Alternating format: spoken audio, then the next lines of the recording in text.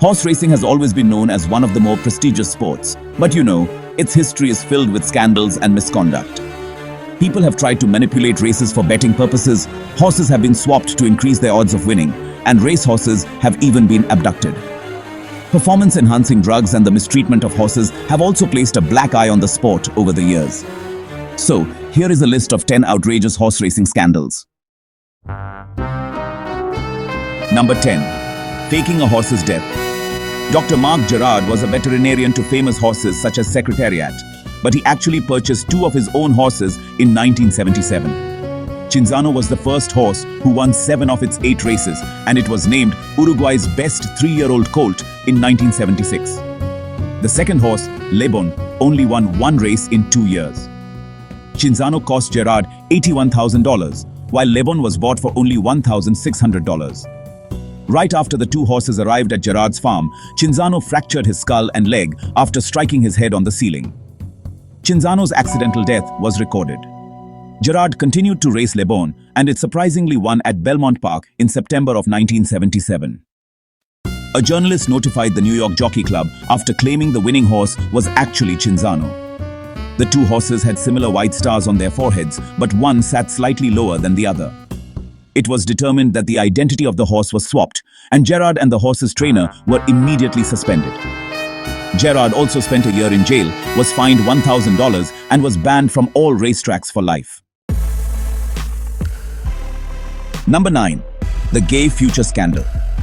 Tony Murphy was known for living lavishly and even drove a gold Rolls-Royce. Murphy led an Irish betting syndicate that would organize a brazen scheme that involved a horse known as Gay Future.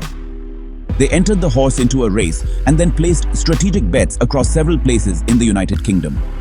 They also ran 2 other horses under the same trainer's name to confuse bookmakers, and conspirators would place single, double, and triple bets that included the other 2 horses.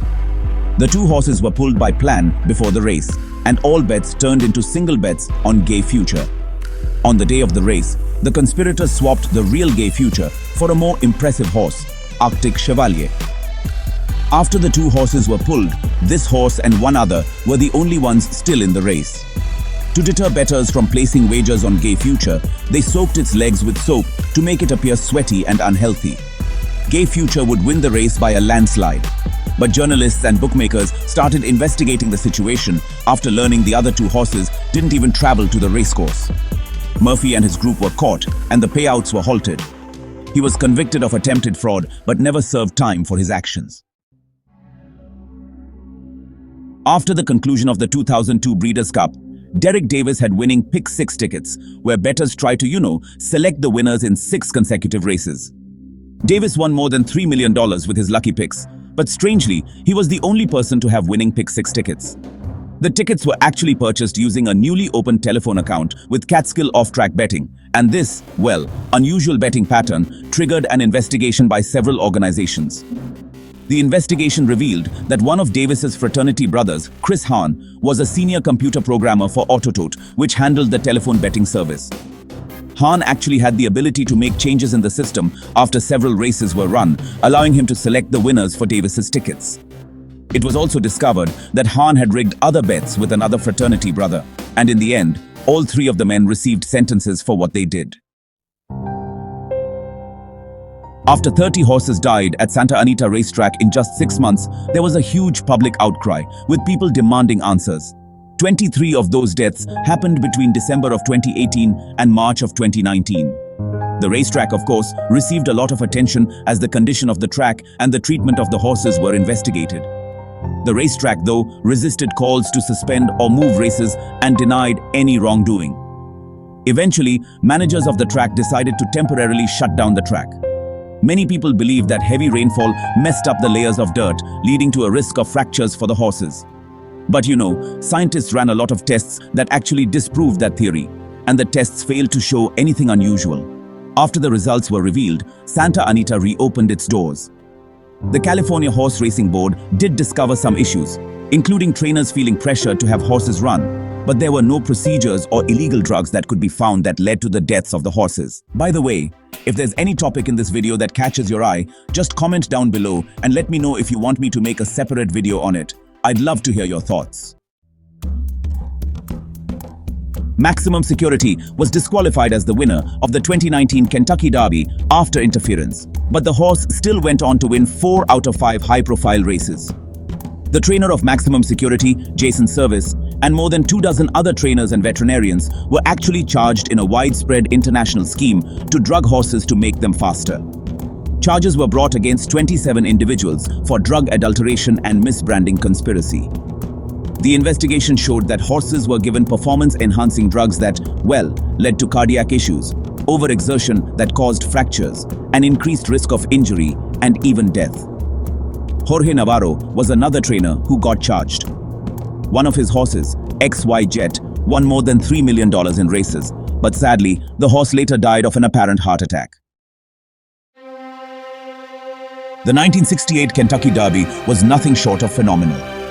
Dancer's Image rallied 3/4 of the way through the race from last place to win by just a mere length and a half. But days later, it was announced that the horse was disqualified after testing positive for phenylbutazone, which is an anti-inflammatory drug.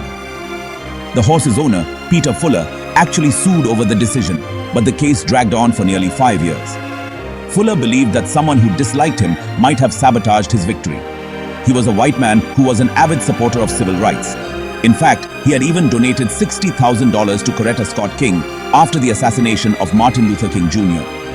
He said that he had received several death threats and angry letters leading up to the 1968 Kentucky Derby. Fuller thought someone could have slipped the horse the phenylbutazone before the race. The truth was never really revealed, but the drug is no longer against the rules for racehorses.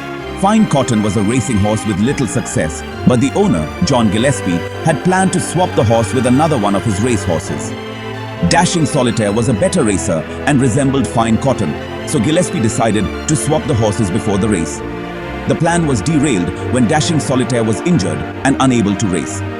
Gillespie decided not to give up on his scheme and chose to use yet another horse. Bold Personality was another good racehorse, but it looked nothing like Fine Cotton. The color and marking were both different. The conspirators used hair dye to change the color of the horse and then used spray paint to mimic the white socks of Fine Cotton. The horse won the race and the conspirators were set to rake in the money, but people started questioning the win. People started to realize that white paint was dripping down the horse's hind legs. The horse was disqualified and Gillespie spent 4 years in jail. Anthony Schuller, better known as Big Tony, bribed several jockeys in hundreds of races during the 1970s. He would instruct jockeys to slow down their horses during races to allow less favorable horses to win, resulting in higher payouts. During an Atlantic City race in 1975, the jockey was too obvious in slowing the horse, and he eventually gave up Big Tony. He was arrested and spent time in prison, but the FBI offered him a deal to reduce his sentence.